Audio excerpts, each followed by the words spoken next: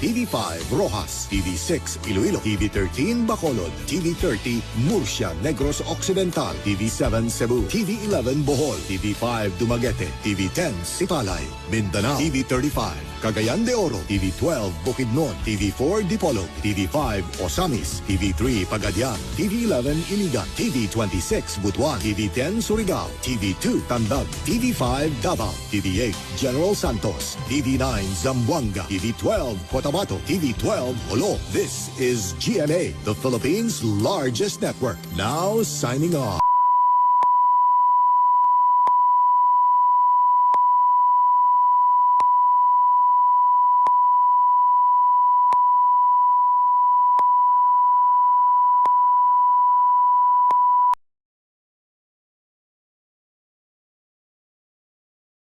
Di ka ba sa tagulan? Alamin ang ibig sabihin ng mga signal ng bagyo. Pag signal number 1, ang lakas ng hangin, kayang magpabaliktad ng payong. Automatic suspension ng klase sa preschool. Pag signal number 2, ang hagupit ng hangin, maaaring magpalipad ng bubong. Walang pasok sa preschool, elementary at high school. Signal number 3, dala nito ay matinding pinsala na kayang magpataob ng sasakyang pandagat. Suspendido ang klase sa lahat ng antas. Pag signal number 4, pinakadelikado at kaya nitong pabagsakin ng matitibay na poste at puno. Gayunman, may pagkakataong walang public storm warning pero sa lakas ng ulan o taas ng baha, maaaring makansela ang klase. Para ready ka, anuman ang lagay ng panahon, manatiling nakatutok sa GMA News. Magplano, magsiguro, makibalita. I am ready. Serbisyong totoo ng GMA News.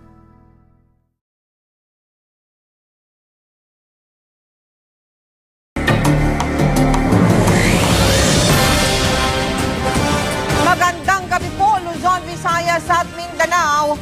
Oras na lang po ang binibilang. Papasok na po sa Philippine Area of Responsibility ang isang napakalakas na bagyo na papangalanang Yolanda. Zero casualty ang target ni Pangulong Aquino, kaya inatasan ng iba't ibang ahensya at lokal na pamahalaan na gawin ang lahat ng kailangang paghahanda laban sa bagyo. Kaagapay niyo rin po ang buong puwersa ng GMA News and Public Affairs sa pagbibigay impormasyon at pagtutok sa mga lugar na nanganganib na hagupitin ng bagyo. Itinuturi na po ang isang tinatawag na super typhoon ng Weather Central at ng Joint Typhoon Warning Center ng Amerika. Ang parating na bagyong Yolanda ang magiging pangalan pagpasok sa Pilipinas. Ayon sa Pag-asa, pwede ito na ang pinakamalakas na bagyong tatama sa ating bansa ngayong taong ito. Hindi na po tayo magpapaligoy-ligoy